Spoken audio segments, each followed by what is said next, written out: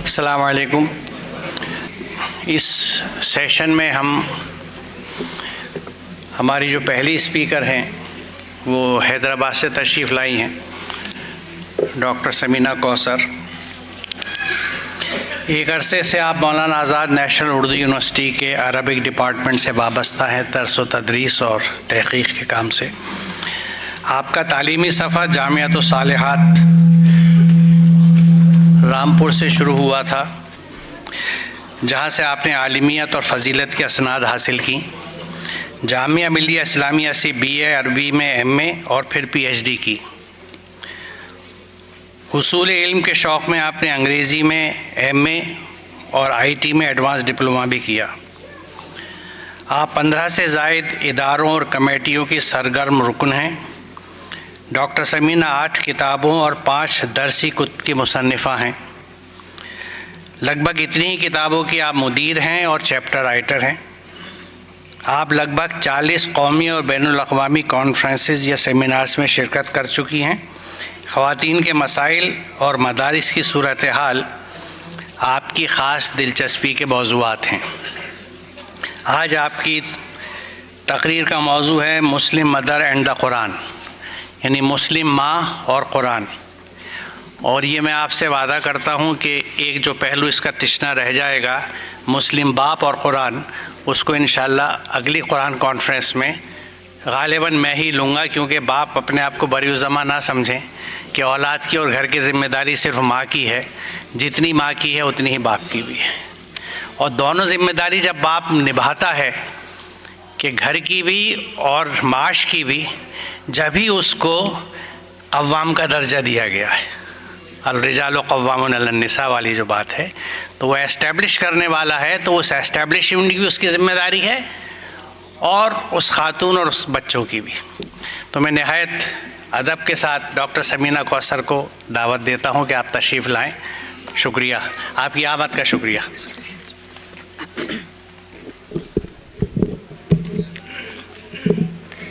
بسم اللہ الرحمن الرحیم۔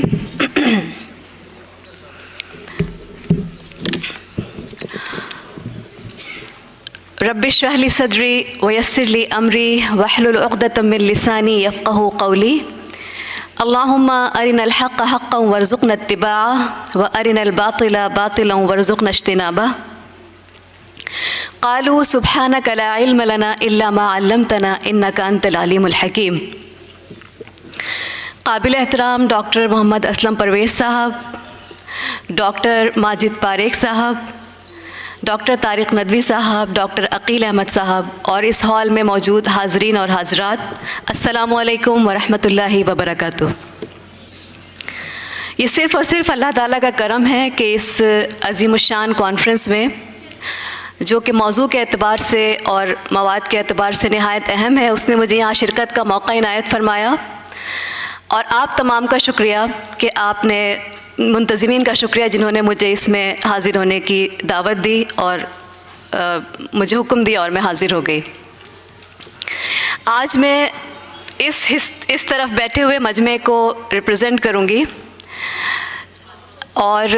قرآن سب کی بات کرتا ہے۔ بات میں شروع کرنے والی تھی کہیں اور سے، لیکن چونکہ ڈاکٹر اسلم پرویز صاحب نے قوام کا لفظ استعمال کر دیا، تو میں بات شروع کروں گی کہ الام کا جو لفظ ہے، عربی میں ماں کہا جاتا ہے، الام، بہت سارے اس کے استعمال ہیں۔ یہاں پر ڈاکٹر طارق صاحب موجود ہیں، وہ بھی جانتے ہوں گے۔ القریٰ کہا جاتا ہے مکہ کو، کیونکہ وہ تمام گاؤں میں آس پاس کی بستیوں میں اس کی ایک بہت اہمیت تھی۔ تو کا جو لفظ ہے اس کے بہت ہی اہم معنی ہیں۔ کے معنی ہوتے ہیں قوام۔ تو اگر آپ سے اب کوئی بحث کرے قوام کے بارے میں اور قرآن کی کچھ آیتوں کے بارے میں، جو ہم سے بہت ساری بحث، ہم ان چکروں میں پڑ جاتے ہیں اور ہم بہت ڈسٹرب ہو جاتے ہیں اور ہم جواب نہیں دے پاتے، تو آپ کہیے گا کہ ہم جو ہیں قوام ہیں، وہ قوام ہے تو ہم قوام ہیں، کیونکہ ہم سوسائٹی کی،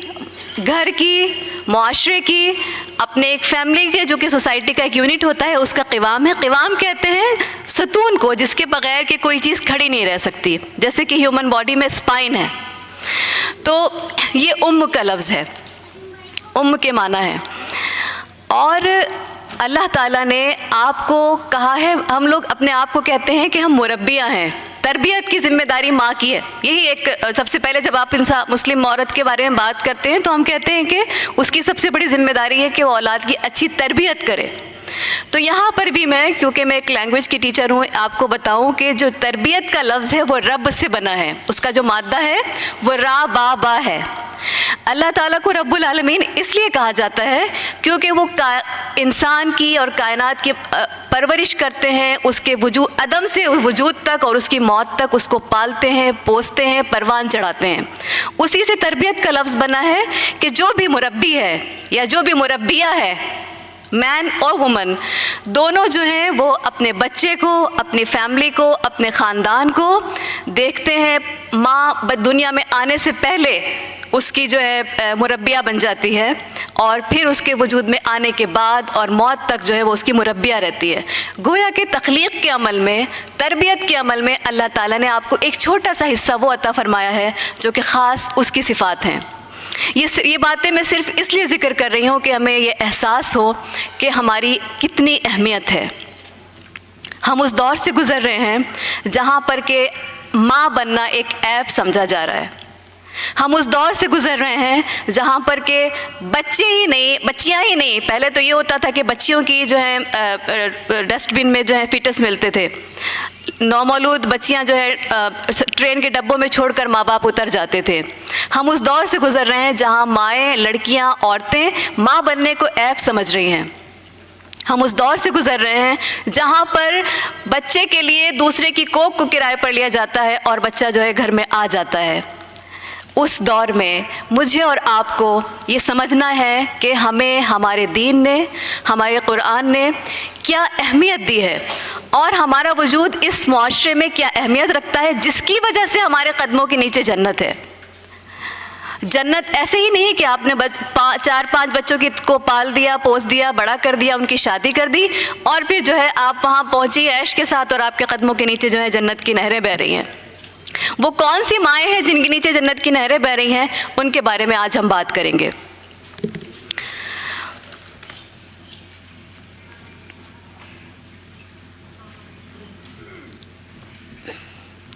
آپ لوگوں سے میں پہلے ہی معذرت کر لوں کہ مجھے کیونکہ ایوان غالب میں ہم لوگ یہاں موجود ہیں اور مجھے مرزا غالب کا ایک شعر یاد آ رہا ہے کہ رکھیو غالب مجھے اس تلخ نوائی پہ معاف، رکھیو غالب مجھے اس تلخ نوائی پہ معاف، آج کچھ درد میرے دل میں سوا ہوتا ہے. آپ یقین کیجئے جب صورتحال پر نظر ڈالتے ہیں ہم لوگ مدرسے کی بچیوں کی، کالج سے نکلی ہوئی بچیوں کی، تو ایک اتنی افسوسناک صورتحال ہے اور میں خود بھی اس کا حصہ ہوں کہ جس کے بارے میں اگر ہم بات کرنے بیٹھیں اور میں درخواست کروں گی کہ ایک کانفرنس ہی رکھی جائے اور خواتین کے جو مسائل درپیش ہیں قرآن کی روشنی میں اس کے کیا حل نکل سکتے ہیں. صورتحال اتنی افسوسناک ہے. ابھی میں بنگلہ دیش سے واپس آئی ہوں اور وہاں پر مدارس کی بچیوں کا ایک ٹریننگ کا پروگرام تھا. تو ان بچیوں نے جو مجھے اپنے مسائل بتائے ہیں، مجھے اپنے ملک کے مسائل بہت ہی معمولی معلوم ہونے لگے، مجھے اپنے آس پاس کے مسائل بہت ہلکے لگنے لگے. تو ایک پوری کائنات ہے جو کہ جس کا غم ہے اور ہم ہیں جو کہ ہم چھوٹی چھوٹی کوششیں کر سکتے ہیں، جیسے کہ یہ ایک کانفرنس ہے، اور اللہ تعالیٰ سے دعا اور امید کر سکتے ہیں کہ اس کی رحمت ہم سب پر ہو. تو قرآن کی جو آیت آپ کے سامنے ہے، سورہ لقمان کی ایک آیت ہے. اللہ تعالیٰ فرماتے ہیں وَوَصَّيْنَا الْإِنسَانَ بِوَالِدَيْهِ حَمَلَتْهُ أُمُّهُ وَهْنًا عَلَى وَهْنٍ وَفِصَالُهُ فِي عَامَيْنِ أَنِ اشْكُرْ لِي وَلِوَالِدَتِكَ إِلَيَّ الْمَصِيرُ. ہم نے انسان کو اپنے والدین کے ساتھ حسن سلوک کی تاکید کی. کیوں؟ اس کی وجہ اللہ تعالیٰ بتاتے ہیں کہ اس کی ماں نے اس کو کمزوریوں پر کمزوریاں سہ کر کے اپنے کوکھ میں رکھا اور 2 سال میں اس کا دودھ چھڑایا. 2 سال تک اس نے دودھ پیا. میں اس سے کہتا ہوں انسان سے کہ میرا شکر ادا کر اور اپنی والدہ کا. آپ اس آیت پہ غور کریں، پہلے والدین کو ذکر کیا گیا، ماں اور باپ دونوں. اس کے بعد کہا کہ پرائیورٹی آپ کی یعنی کہ ماں کی جو اہمیت ہے اللہ تعالیٰ کی نظر میں وہ زیادہ ہے. اس سے بڑا ثبوت کیا ہو سکتا ہے کہ میرا شکر ادا کر اور اپنی ماں کا شکر گزار رہے مرتے دم تک، کیونکہ تجھے میری طرف پلٹ کر آنا ہے. یہ سورہ لقمان کی ایک آیت ہے. اس کے بعد اللہ تعالیٰ نے فرمایا سورہ نساء میں وَاعْبُدُوا اللَّهَ وَلَا تُشْرِكُوا بِهِ شَيْئًا وَبِالْوَالِدَيْنِ إِحْسَانًا وَبِذِي الْقُرْبَى وَالْيَتَامَى وَالْمَسَاكِينِ وَالْجَارِ ذِي الْقُرْبَى وَالْجَارِ الْجُنبِ وَالصَّاحِبِ بِالْجَنبِ وَابْنِ السَّبِيلِ وَمَا مَلَكَتْ أَيْمَانُكُمْ إِنَّ اللَّهَ لَا يُحِبُّ مَنْ كَانَ مُخْتَالًا فَخُورًا۔ یہاں پر بھی وہی ہے کہ اللہ تعالیٰ اپنے حق کے بعد فوراً میری عبادت کرو، اور اس کے بعد جو تمہارے حق کے سب سے زیادہ، جیسا کہ ابھی ماجد پاریک صاحب نے بھی کہا کہ میرے عبادت کرنے کے بعد تمہارے حق کے علاوہ اگر وہ تمہیں کسی اور چیز کی کچھ نہیں کہہ رہے ہیں، ہاں اگر شرک کرنے کو کہیں تو ان کو منع کر سکتے ہو کہ میں یہ نہیں کر سکتا، لیکن اس کے علاوہ کسی بھی بات میں ان کو اف تک نہ کرو۔ اور اس سے پہلی والی آیت میں آپ دیکھ چکے ہیں کہ والدہ کے اس پر اللہ تعالیٰ نے اسٹریس کیا، فوکس کیا کہ والدہ کو جو ہے زیادہ توجہ کی، تمہارے شکر کی، تمہارے احسان کی، حسن سلوک کی زیادہ محتاج ہیں، ان کا زیادہ حق ہے۔ یہ بھی وہی آیت ہے جو کہ ہم نے ابھی پڑھی تھی۔ اس کے بعد میں آپ کے سامنے قرآن میں کچھ ایسی خواتین، دیکھیں اگر ہم حدیث کے بارے میں حدیث دیکھیں، صحابیات کو دیکھیں، اسلامی تاریخ کی ان خواتین کو دیکھیں جنہوں نے کہ وہ تاریخ مرتب کی ہے، تو گفتگو بہت طویل ہو جائے گی۔ ہم صرف ان خواتین کو دیکھیں جن کا قرآن نے ذکر کیا ہے، اور ایسے خوبصورت مواقع پر ذکر کیا ہے کہ ہم قرآن کا ترجمہ پڑھ کر گزر جاتے ہیں لیکن ہمیں خیال نہیں آتا۔ ہمیں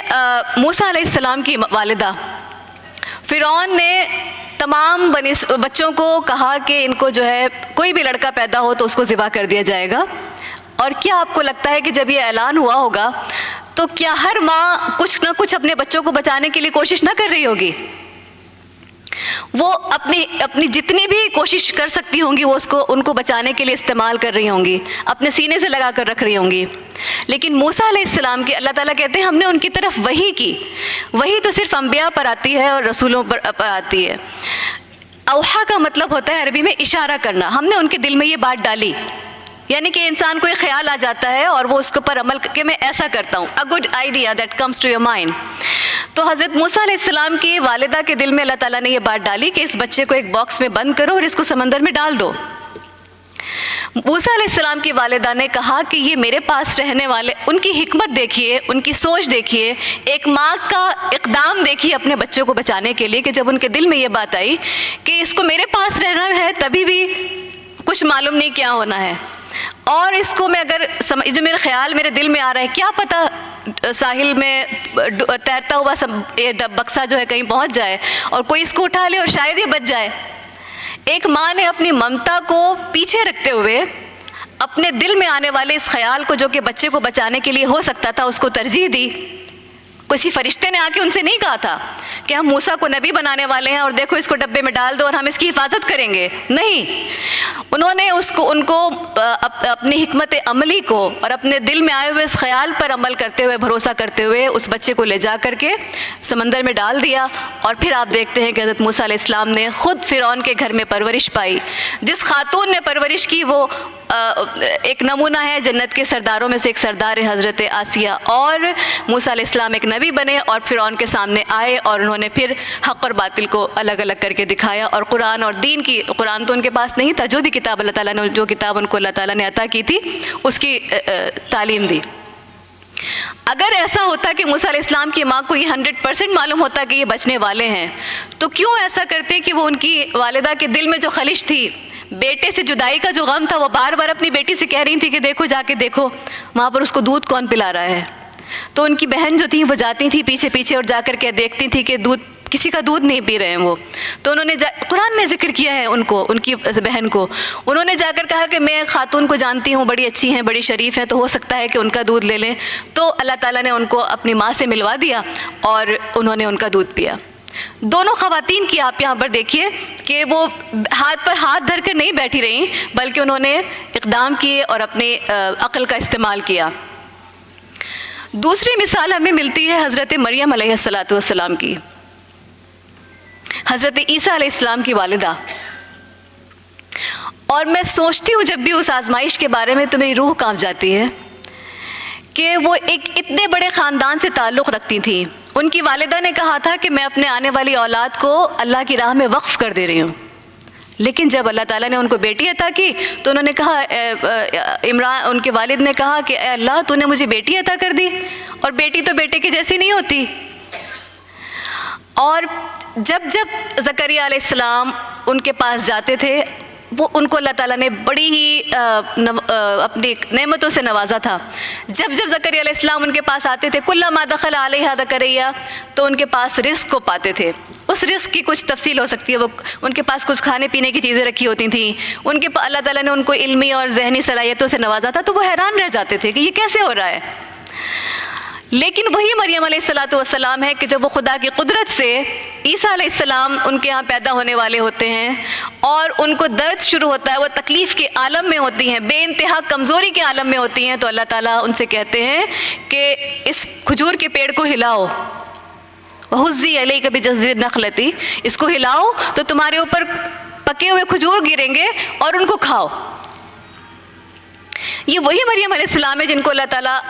رزق دے رہے ہیں جب وہ بیٹھی ہوئی ہیں ایک کمرے میں، لیکن وہاں پر اب وہ ایک ماں بننے والی ہیں، وہ ایک ماں کی ذمہ داری ادا کرنے والی ہیں، تو ان کو وہ کرنا پڑے گا جو کہ ایک ماں کو اپنی اولاد کے لیے کچھ نہ کچھ انہیں ہاتھ پاؤں مارنے پڑیں گے، انہیں کچھ نہ کچھ کوشش کرنی پڑے گی۔ اور پھر مریم علیہ السلام نے جس صبر اور حکمت کا مظاہرہ کیا، اس کے نتیجے میں اللہ تعالیٰ نے عیسیٰ علیہ السلام ان کو عطا کیے، اور وہ جو ہے رہتی دنیا تک کے لیے نمونہ ثابت ہوئے۔ انہوں نے شکایت نہیں کی اللہ تعالیٰ سے، انہوں نے اللہ تعالیٰ سے یہ نہیں کہا کہ مجھے کس آزمائش میں ڈال دیا۔ ہاں، جب ان کو درد کی تکلیف ہوئی، انہوں نے یہ تو کہا کہ یہ درد سہا نہیں جا رہا ہے، کاش میں بھولی ہوئی چیز ہو جاتی، کنت نسیا منسیا، یہ انہوں نے کہا۔ لیکن معاشرے نے جو ان کو طعنہ و تشنیع کی، انہیں معلوم تھا کہ یہ میرا بیٹا جو ہے یہ کسی خاص مقصد کے لیے اللہ تعالیٰ نے کسی خاص اس کے لیے اس کو بنایا گیا ہے، لہٰذا انہوں نے اس پہ صبر کیا۔ قرآن ہمیں مثالیں دیتا ہے اللہ کے رسول صلی اللہ علیہ وسلم کی بیویوں کی، اور ان سے بھی کہتا ہے، ازواج مطہرات کی، امہات المومنین کی، وہ بھی امن کی جمع ہے، ان کی مثالیں دیتا ہے۔ اور میں یہاں پر مزید تفصیل میں نہ جاتے ہوئے ان سے بھی کہا ہے کہ دیکھو یا نساء النبی ان کنتن تردن زینۃ الحیات الدنیا، اے نبی کی بیویوں دیکھو، اگر تمہیں دنیا کی زندگی کی زینت چاہیے، ایک موقع آیا تھا جب ازواج مطہرات اللہ کے رسول صلی اللہ علیہ وسلم کے پاس کچھ شکایت لے کر آئی تھی، دیکھو اگر تمہیں دنیاوی زندگی چاہیے تو میں تمہیں کچھ دے دلا کر رخصت کر دوں، لیکن تم نبی کی بیویاں ہو، تم امہات المومنین ہو، تم مومنین کی مائیں ہو، دنیا کی زندگی سے تمہیں کیا لینا دینا؟ دنیا کی زندگی تمہارے لیے ایسے ہی ہے جیسے کہ ایک مسافر کسی پیڑ کے سائے میں ٹھہرا اور چل پڑا۔ یہ نصیحت ہم سوچتے ہیں کہ یہ ازواج مطہرات کے لیے تھی اور ہمارے لیے نہیں تھی۔ ہم قرآن کا ترجمہ پڑھتے ہیں اور صاف صاف ہمیں سمجھ میں آ رہا ہوتا ہے۔ اللہ تعالیٰ کہتے ہیں کہ مومن مرد ہو یا مومن عورت ہو، روزہ رکھنے والے مرد ہوں، روزہ رکھنے والی عورتیں ہوں، ذکر کرنے والے مرد ہوں، ذکر کرنے والی عورتیں ہوں، بار بار قرآن میں اللہ تعالیٰ نے کہا ہے سب کا برابر اجر ہے، دین کے معاملات میں دونوں برابر ہیں۔ پھر یہ ہم نے کہاں سے فرض کر لیا کہ ہم جو ہیں وہ قرآن کو پڑھنا اور قرآن کو سمجھنا، یہ ہمارا کام صرف سننا ہے، اپنی عقل کو استعمال کرنا نہیں ہے، یہ مردوں کا کام ہے۔ یہ ہم نے کہاں سے تصور کر لیا کہ یہ جو بدتمیزی کر رہا ہے نا، جب اس کے ابا شام کو آئیں گے وہ اسے ڈانٹیں گے، میں جو ہے میری بات تو سنتا ہی نہیں ہے۔ یہ ہم نے کہاں سے فرض کر لیا کہ ہم جو ہیں وہ ایک رپورٹ ہوتی ہے ہندوستان کی حکومت کی اور وہ کہتی ہے کہ مسلمان خواتین تعلیم میں سب سے زیادہ پچھڑی ہوئی ہیں، چھوڑ دیجئے تعلیم کو، اس کے لیے آپ ہزار تعویلیں کر سکتے ہیں اور کرتے ہیں۔ ان کی صحت اور ان کی جو نیوٹریشن کا جو ان کا لیول ہے وہ دلت خواتین سے بھی زیادہ پچھڑا ہوا ہے۔ ان کا جو ہائیجین کا لیول ہے، میں نے خود اپنی آنکھوں سے دیکھا ہے کہ یونیورسٹی کے ہاسٹل میں، مدارس کے ہاسٹل میں، کہ جو ہماری بچیاں ہوتی ہیں ان کا جو پرسنل ہائیجین، مجھے آج کہنے دیجئے، میں نے آپ سے اسی لیے کہا کہ شاید میری باتیں تکلیف دے سکتی ہیں، ان کا جو پرسنل ہائیجین کا جو لیول ہوتا ہے وہ اس قدر خراب ہوتا ہے کہ وہ ان کی بعد کی آنے والی زندگی میں، ان کی شادی شدہ زندگی پر اثر ڈالتا ہے۔ کس لیے؟ کیونکہ شروعات وہیں سے ہوئی، ہم نے جہاں سے ہم نے بیٹے کی بیوی چنی یا ہم نے شریک حیات چنی، تو ہم نے نہیں دیکھا کہ معیار کیا ہونا چاہیے. معیار اللہ کے رسول صلی اللہ علیہ وسلم نے بتا دیا کہ دین ہونا چاہیے, شعور ہونا چاہیے. دین کا مطلب شعور. دین کا مطلب یہ نہیں کہ ایک نماز روزے کی پابند لڑکی, ایک مدرسے سے فارغ لڑکی جو ہے وہ دیندار ہے. دین ہو, دین کا شعور ہو. چننے میں وہاں غلطی ہوئی. اب اس کو نہیں معلوم کہ کھانا جو ہے وہ پروٹین جو ہے وہ صرف گوشت میں ہی ہوتا ہے, پروٹین دوسری چیزوں میں بھی ہو سکتا ہے. وہ جو ہے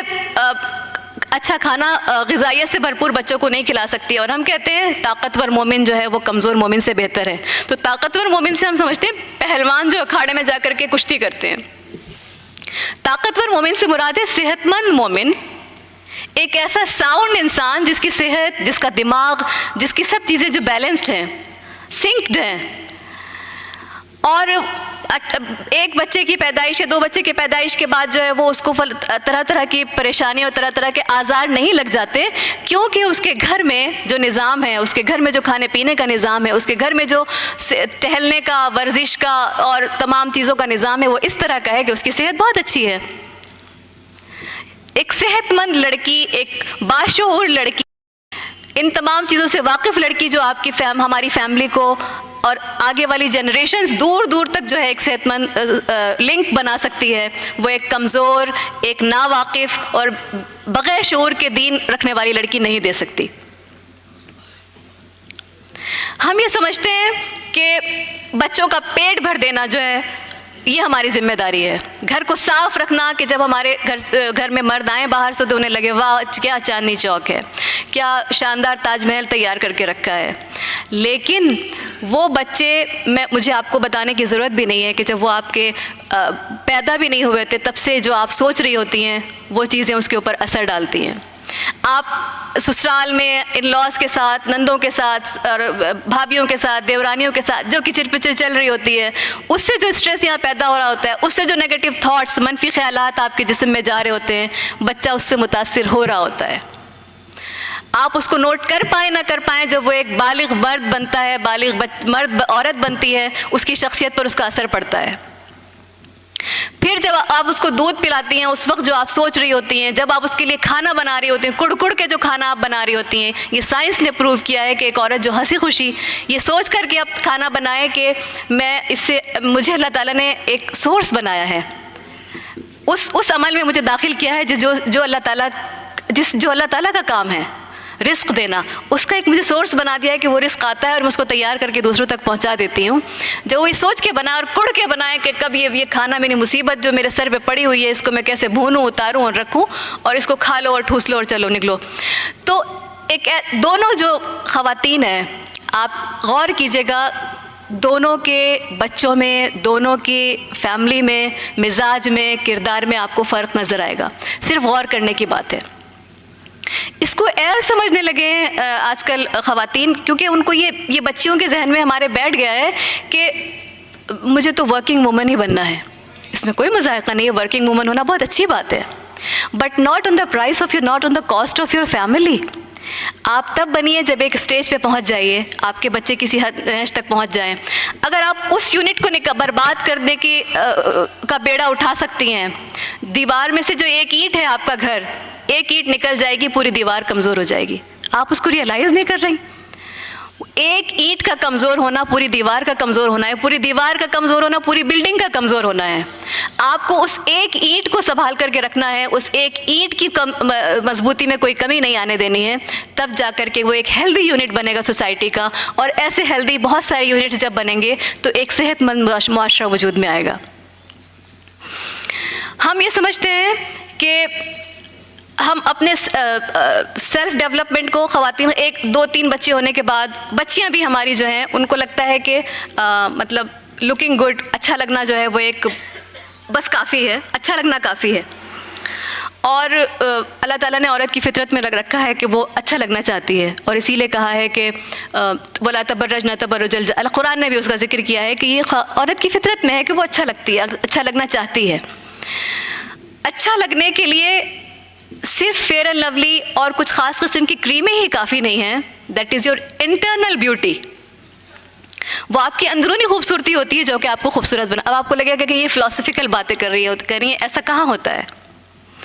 جب آپ کے چہرے پر، پہلی بات تو یہ میں بات فزیکل سے شروع کروں کہ جب آپ کو اگر نیوٹریشن کے قواعد معلوم ہوں گے، کھانا اچھا کھا رہے ہوں گے، پانی خوب پی رہی ہوں گی اور ہائیڈریشن ہوگا اور اچھی خوب ویجیز، گرین ویجیز جا رہی ہوں گی پیٹ میں، خود بخود اسکن گلو کرتی ہے اور آپ کو باہر اندر سے جب گلو آتا ہے تو باہر سے آپ کو اتنا زیادہ بیوٹی پارلر کے چکر کاٹنے کی ضرورت ہی نہیں پڑے گی، لیکن معلوم ہونا چاہیے کہ کس طرح۔ دوسری چیز یہ کہ جب ہم حسد کر رہے ہوتے ہیں، جب ہم کڑ رہے ہوتے ہیں، جب ہماری زندگی میں چھوٹی چھوٹی آنے والی پریشانیاں، ایک کوٹ ہے نا رومی کا کہ تمہارا شیشہ صاف کیسے ہوگا اگر تم ایک چھوٹی سی بھی رگڑ سے اتنا زیادہ پریشان ہو جا رہے ہو، تو بچا بچا کے نہ رکھ اسے تیرا آئینہ ہے وہ آئینہ کہ شکستہ ہو تو عزیز تر ہے نگاہ آئینہ ساز میں۔ یہ جو آپ کا شیشہ ہے، اس کو صاف کرنا ہے، اس کو چمکانا ہے، تو اس پہ تو کپڑا تو مارا جائے گا، رگڑا جائے گا، اس کو تبھی یہ صاف ہوگا۔ تو ایک چھوٹی سی رب سے جو ہے آپ پریشان ہو جا رہی ہیں اور آپ کہہ رہی ہیں مجھ سے زیادہ مصیبت زدہ کوئی عورت تو دنیا میں ہے ہی نہیں، اور پھر جو آپ کے اندر منفی خیالات پیدا ہو رہے ہیں، آپ سٹریس میں جا رہی ہیں، آپ لوگوں کے ساتھ کٹ جا رہی ہیں، معاشرے سے کٹ جا رہی ہیں، اور آپ کا رویہ جو ہے، آپ کے چہرے پہ جو ہے وہ بھویں آپ کی تنی ہوئی ہیں اور چہرے پہ جو تناؤ ہے وہ چہرے پر نظر آتا ہے۔ اور ہر حال میں خوش رہنے والی اگر آپ ہیں، ہم سب ہیں، سوری میں بار بار خواتین کو مخاطب کر رہی ہوں کہ ہر حال میں خوش رہنے والے اگر ہم ہیں، ہر چیز کو اللہ تعالیٰ کے سپرد کر دینے والے اگر ہم ہیں، وہ بھی ہمارے چہرے پر، وہ سکون بھی ہمارے چہرے پر نظر آتا ہے، جس کو اللہ تعالیٰ نے کہا ہے کہ وہ لوگ جو ایمان لاتے ہیں اور جم جاتے ہیں، ثم استقاموا تتنزل علیہم الملائکۃ الا تخافوا ولا تحزنوا، ان کے اوپر فرشتے نازل ہوتے ہیں اور ان سے کہتے ہیں، کبھی کسی نے کسی فرشتے کو کسی کے کان میں بات کرتے ہوئے نہیں سنا، وہ ان کے دل میں ڈال دیتے ہیں کہ ڈرنے کی کیا بات ہے، غم کرنے کی کیا بات ہے، نحن اولیاؤکم فی الدنیا والا، ہم ہی تمہارے دوست ہیں، ہم تمہارے ساتھی ہیں، دنیا میں بھی تمہارے کام آئیں گے، آخرت میں بھی تمہارے کام آئیں گے۔ اور فرشتوں کے یہ کہنے سے اور آس پاس یہ اورا پیدا کرنے سے جو آپ کے دل میں سکون پیدا ہوتا ہے، اسے سکینت کہتے ہیں، اور وہ سکینہ ہوتی ہے جو کہ چہرے پر خوبصورتی، گلو، بیوٹی اور نور لاتی ہے، جسے ہم کہتے ہیں۔ دنیا کا کوئی بھی ایک پروڈکٹ جو ہے وہ سکون، وہ خوبصورتی چہرے پر نہیں لا سکتا، جو کہ آپ کے اللہ تعالیٰ پر آپ کا توکل اور اللہ تعالیٰ پر اور دنیا کی پریشانیوں کو پیچھے ڈال کر کے اپنی فیملی کو پرائیورٹی دینا، اپنی فیملی کو ترجیح دینا اور اپنی ذمہ داریوں سے آگاہ رہنا، اپنے ماں ہونے کی اور ہاؤس وائف ہونے کو کمتر نہ سمجھنا، بلکہ اس پہ فخر محسوس کرنا کہ میں ایک ایسی فیکٹری تیار کر رہی ہوں، میں ایک ایسی فیکٹری کی جس کے پروڈکٹس جب معاشرے میں جائیں گے تو اچھے ثابت ہوں گے اور دنیا ان کو دیکھ کے رشک کرے گی، اور میں بھی قیامت کے دن ان پر رشک کروں گی کہ میں نے اپنی ذمہ داری پوری کی تھی۔ کلکم راعٍ وکلکم مسئول عن رعیتہ، تم میں سے ہر شخص نگراں ہے اور تم میں سے ہر شخص سے اس کی رعیت کے بارے میں پوچھا جائے گا۔ قوا انفسکم واہلیکم من النار وقودها الناس والحجارہ، اپنے آپ کو اور اپنے اولاد کو اس آگ سے بچاؤ جس کا ایندھن انسان اور پتھر ہوں گے۔ بہت مشہور کوٹ ہے، آپ لوگوں نے بھی سنا ہوگا، ایک رسالے بچوں کا رسالہ نکلتا تھا، اس کے اوپر چھپا تھا کہ ہمیں یہ تو فکر ہوتی ہے کہ جب ہم مر جائیں گے تو بچوں کا کیا ہوگا، ہم ان کے لیے ہر طرح کی آسائش کا سامان کرتے ہیں، ان کے کریئر کی فکر کرتے ہیں، ان کے لیے جو ہے ان کے ہر طرح کے، بچہ کچھ مانگ لے منہ سے تو ماں باپ اپنی جان نچھاور کر دیتے ہیں وہ چیز اس کے لیے مہیا کرنے کے لیے، بہترین سے بہترین اسکول میں اس کا ایڈمیشن کراتے ہیں، بیمار ہو جاتا ہے تو راتوں کی نیند اس کے لیے حرام کر لیتے ہیں، اس کو کانٹا بھی چبھتا ہے تو ہمیں لگتا ہے کہ ہمارے دل میں وہ کانٹا چبھا ہے۔ ہمیں یہ تو فکر ہے کہ ہمارے مرنے کے بعد بچوں کا کیا ہوگا، پراپرٹی ٹھیک ٹھاک ہے کہ نہیں کہ بچوں کی گزر بسر ہو جائے گی، لیکن اس کی فکر نہیں کرتے کہ بچوں کے مرنے کے بعد بچوں کا کیا ہوگا۔ وہ بھی اس دنیا سے جائیں گے اور ہم بھی اس دنیا سے جائیں گے، اور وہاں ہم ان کے ساتھ نہیں ہوں گے، وہاں ہم ان کے پاؤں سے کانٹے نہیں نکال رہے ہوں گے، وہاں ہم ان کا جو ہے عرش کے سائے میں ان کو جو آؤ بیٹا ادھر میرے ساتھ عرش کے سائے میں بیٹھ جاؤ، یہ ہمیں وہاں پر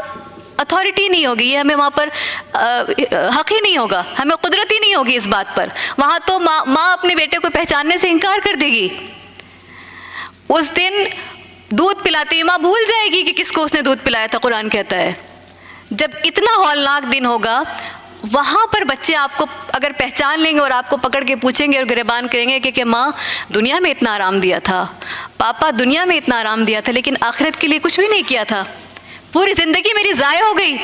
کس کام کے لیے اللہ تعالیٰ نے آپ کو ماں اور باپ بنایا تھا، میں بھی ہلاک ہوا اور آپ بھی ہلاک ہوئے، اللہ تعالیٰ ہم سب کی حفاظت فرمائے۔ تو ہمیں اپنے بچوں کی تیاری اس دن کے لیے کرنی ہے جہاں پر کہ وہ شکریہ کہنے آئے کہ بہت بہت شکریہ امی ابو کہ آپ نے ہمیں آج کے دن کی ہولناکی سے بچا لیا۔ دنیا میں تو جیسی گزرنی تھی گزر ہی گئی، اور گزر ہی جانی ہے، سب کی گزرتی ہے، ہم جانتے ہیں، اچھوں کی بھی گزرتی ہے، بروں کی بھی گزرتی ہے، اور اچھا برا جج کرنے والے ہم ہیں نہیں، یہ اللہ تعالیٰ کے رجسٹر میں لکھا ہوا ہے کہ کون اچھا ہے اور کون برا ہے۔ لیکن میری اور آپ کی صرف یہ ذمہ داری ہے کہ ہمیں ان کی وہاں کی فکر کرنی ہے، یہاں کی فکر کے ساتھ ساتھ، یہاں کی فکر کے ساتھ ساتھ وہاں کی فکر کریں گے تو کامیاب ہوں گے، صرف وہاں کی فکر کریں گے تو یہاں ناکام ہوں گے، اور صرف وہاں کی فکر کریں یہاں کی فکر کریں گے تو وہاں ناکام ہوں گے۔ دونوں چیزوں کو بیلنس کر کے لے کے چلنے کا نام ہی زندگی ہے، اور اس کی صلاحیت اللہ تعالیٰ نے ہمارے اندر کوٹ کوٹ کے بھری ہے۔ یہ چیز سائیکالوجی نے بھی پروو کر دی ہے، یہ چیز سائنس نے بھی پروو کر دی ہے کہ عورتیں ملٹی ٹاسکنگ میں، بچوں سے محبت کرنے میں، وہ چیز وہ جو اس کے جگر کا ٹکڑا ہے اس کو سمجھنے میں جتنی وہ قابل ہو سکتی ہے، مرد نہیں ہو سکتے۔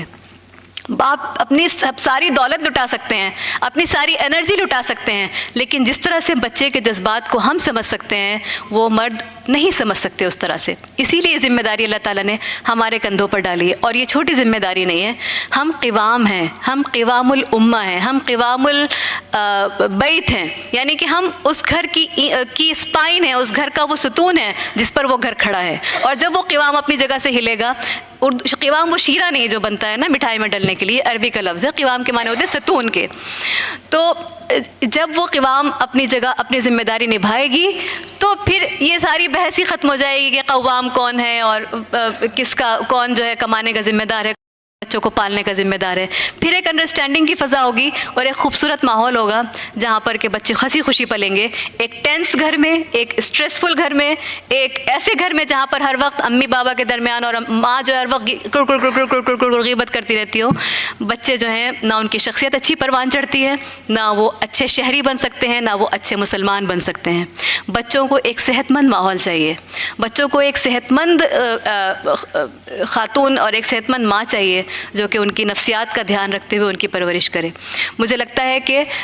میں نے بات آپ تک پہنچا دی۔ صرف ایک چھوٹے سے 2-4 لائنوں کے اوپر میں اپنی بات کو ختم کروں گی، اور آپ اجازت چاہوں گی اور اللہ تعالیٰ سے دعا کروں گی کہ مجھے بھی اور آپ کو بھی کہنے سے زیادہ عمل کرنے کی توفیق عطا فرمائے۔ احساس خودی کی کمزوری یہ عذر کہ تم ایک عورت ہو، تم ہمت ہو، تم قوت ہو، تم طاقت ہو، تم جرأت ہو،